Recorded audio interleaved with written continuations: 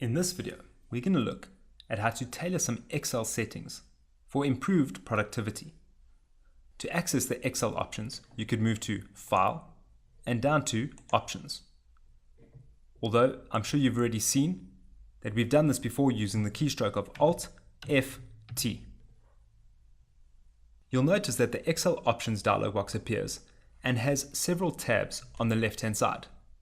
And the different options that we can set are unfortunately thrown quite haphazardly across all of these different tabs.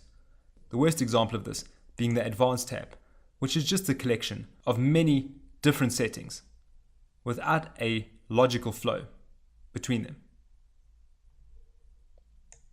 We're going to briefly talk through each tab, letting you know the changes that you might want to make within each.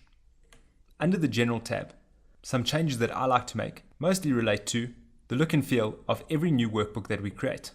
We can set the default font and size, as well as how many sheets to include. It's worthwhile personalizing your name, for example, putting your username so that when you create comments, they come up with your name.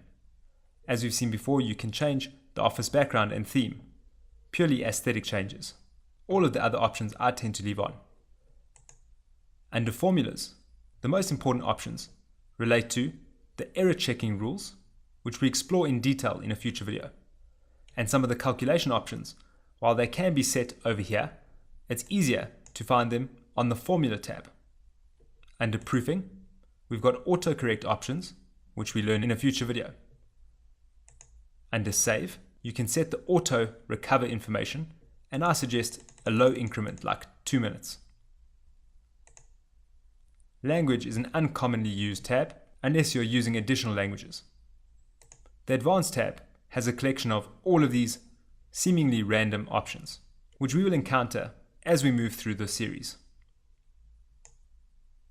And in addition to these tabs, we've got options to customize the ribbon, the QAT, a tab for controlling add-ins, as well as the Trust Center, all of which we'll cover in the next few videos.